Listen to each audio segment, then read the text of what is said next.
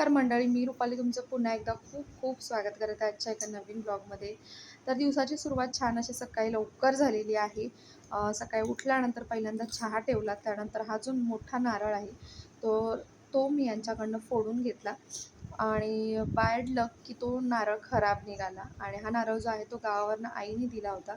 So तो खराब निघाला, त्यामुळे थोडंसं रिग्रेट झालं मला. त्यानंतर आज दिवसभरामध्ये फुल डे जो ब्लॉग आहे तुमच्यासोबत मी शेअर करणार आहे आणि मला क्लिनिंग करायची आहे. आज किचनची डीप क्लिनिंग, सो त्यासाठी एक्झॉस्ट फॅन जो आहे तो प्रथम साफ करणं गरजेचं आहे आणि हा फॅन मला काढणं शक्य नाही, कारण नेहमी मिस्टर क्लीन करत असतात, पण बरेच दिवस त्यांना झाला वेळ मिळत नाही आणि मला करायची किचनची आज पूर्ण क्लिनिंग. सो त्यामुळे मी या ब्रशच्या साह्याने पूर्ण एक्झॉस्ट फॅन आहे जो क्लीन करायला घेतलेला आहे. तर इथे माझी भांडी वगैरे जी आहेत मांडणीवरची सगळी घासून झाली होती, त्यांना सुकत ठेवलं आणि त्यानंतर मग मी वळली जेवणाकडे, कारण मुलांना भूक लागली होती आणि मलासुद्धा. तर छान असं जेवणाचा बेत केलेला आहे मी आज. काल जे तुमच्यासोबत शेअर केलं होतं घरच्या घरी अगदी सोप्या पद्धतीने पनीर बनवलं, तर पनीरचीच अशी थपथपीत भाजी बनवणार आहे, ती तुमच्यासोबत शेअर करतेच. तर इथे झाली होती मी डिहायड्रेट, सो त्यासाठी मी इथे थोडंसं स्लाईस घेतलं पिण्यासाठी आणि हायड्रेट केलं स्वतःला. त्यानंतर पुन्हा कामाला लागली आणि आज जेवणामध्ये चपाती भाजीच बनवणार आहे. डाळ भात आम्ही बनवणार नाही आहोत. सो चपाती भाजी खाऊनच आज पोट भरणार आहे, कारण आज मला करायचं पूर्ण किचनचं क्लिनिंग. सो त्यामुळे सिंपल असा मेनू ठेवलेला आहे. तर तिथे बघू शकता तुम्ही पनीर किती छान प्रकारे झालेलं आहे आणि हे मी ग्रेट करून घेते पनीर, जेणेकरून भुर्जी जी आहे ती मस्त होईल आणि थोडी ग्रेव्ही टाईप भुर्जी बनवणार आहे. सो त्यासाठी ते ग्रेट करून घेतलेलं आहे आणि घरच्या घरी ना खूप छान बनतं पनीर. तर हे मी म्हशीचं दूध घेतलं होतं, जे दुधामध्ये व्हिनेगर घालून त्याचं पनीर बनवून घेतलं. बघू शकता तुम्ही पांढरं शुभ्र असं पनीर आहे आणि खूप छान आहे आणि बिलीव्ह करा खूप सुंदर झाली होती पनीरची भाजी. हा व्लॉग जो आहे तो मी खाल्ल्यानंतर एडिट करत आहे, सो त्यामुळे मी सांगू शकते की खूप परफेक्ट असं पनीर भुर्जी झाली होती आणि पनीरसुद्धा खूप छान झालं होतं. तर याच्या आधी मी जेव्हा पनीर केलं होतं तर ते गाईच्या दुधाचं केलं होतं. प्रथम मी म्हशीच्या दुधाचं पनीर केलं होतं आणि अप्रतिम झालं होतं. तुम्ही ते बघू शकता किती सुंदर झालेलं आहे.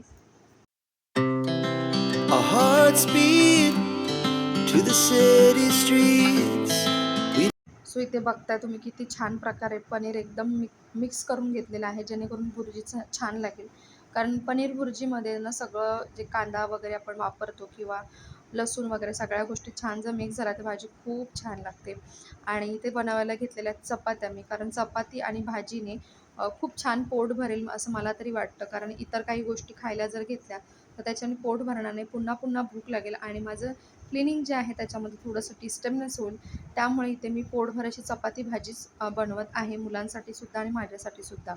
आणि हे पोलपाटणं जे आहे तर ते मी काही दिवसांपूर्वी आणलं होतं, तुमच्यासोबत शेअरसुद्धा केलं होतं आणि यावरती ना चपात्या इतक्या छान येतात की आणि हे पोलपाटणं जे ते अजिबात सरकतसुद्धा नाही, कोणताही कपडा वगैरे खाली घेण्याची गरज लागत नाही. इतकं परफेक्ट आणि स्टडी आहे पोलपाटणं.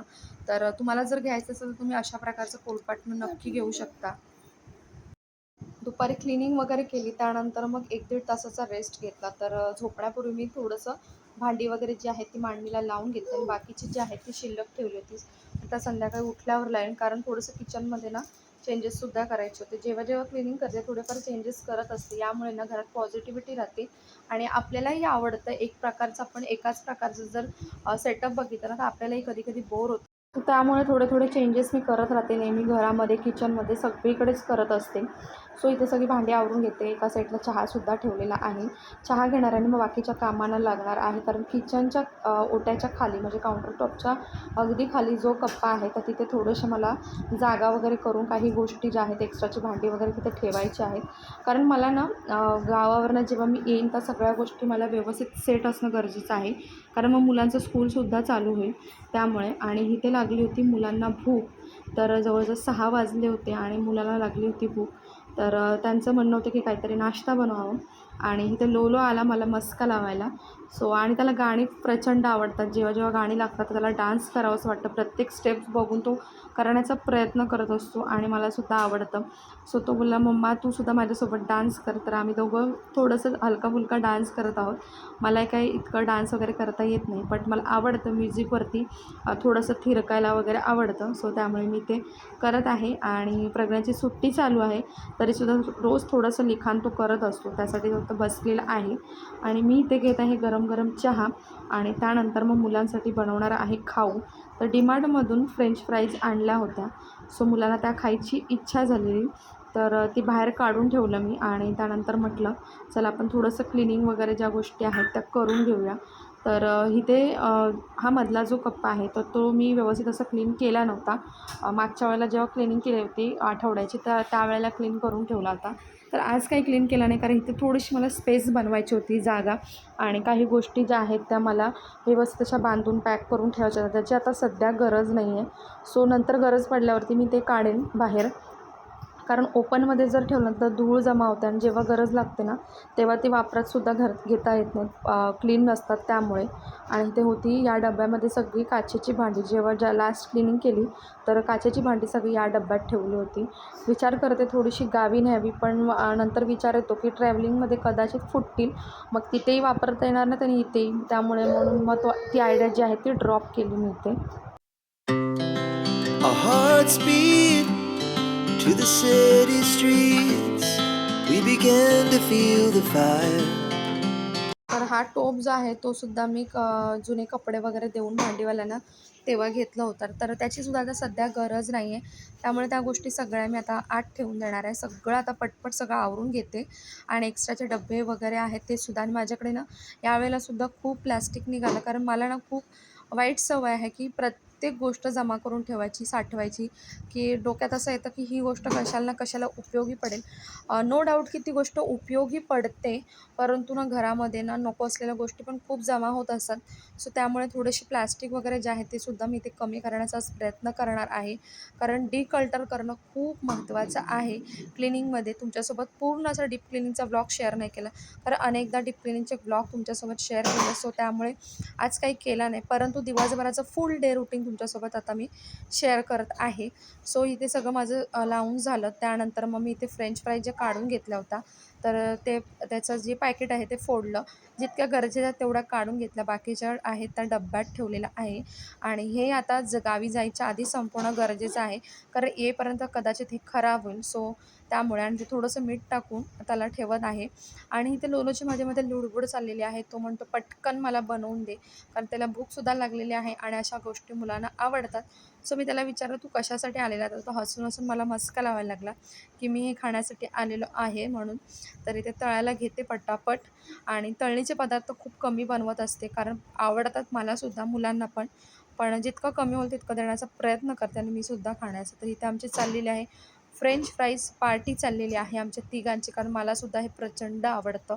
सो तुम्हीसुद्धा या आणि एन्जॉय करा व्हिडिओमध्ये बघून, आणि घरातसुद्धा प्रत्यक्षात नक्की बनवा. तर इथेच आमचं खाऊन वगैरे झालं. त्यानंतर मग मी इथे घेतलेलं आहे जेवण बनवायला संध्याकाळचं, कारण पूर्ण स्वयंपाक बनायचा होता. सकाळी चपाती भाजीच फक्त बनवली होती आणि इकडे साईड बाय साईड मी घेत आहे काही गोष्टी करायला, की जसं मी डीमार्टमधून सामान आणलं होतं लास्ट वीकमध्ये. तर जेव्हासुद्धा सामान वगैरे किराणा भरते तर चण्याची डाळ जी आहे ती दळायला देते आणि बेसन बनवून घेते.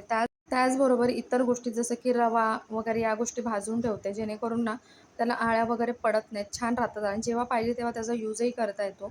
आणि अशा प्रकारे डाळ भाजून जर बेसन बनवलं ना तर ते खूप अप्रतिम बनतं. नक्की ट्राय करून बघा. तर आज बनवणार होते तोंडलीची भाजी, आणि भाजी इतकी छान झाली होती. खूप दिवसानंतर तोंडलीची भाजी बनवली होती.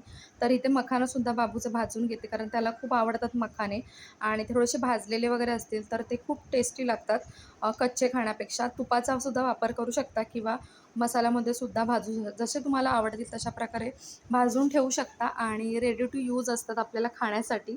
असेही खाऊ शकता, चांगले लागतात, परंतु अशा प्रकारे भाजून जर खाल्ले तर त्याची टेस्ट आहे ना अजून छान लागते. आणि लोलोचे हे फेवरेट आहेत मखाना.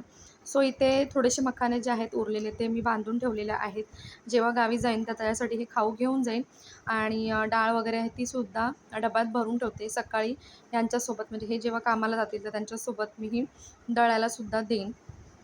तर इथे आता सगळं किचन वगैरे आवरून घेते आणि जेवण वगैरेसुद्धा झालेलं आहे आमचं. तर दिवसभर खूप दगदग केली आणि खूप जास्त स्ट्रेससुद्धा झाला कामाचा, सगळ्या गोष्टींचा.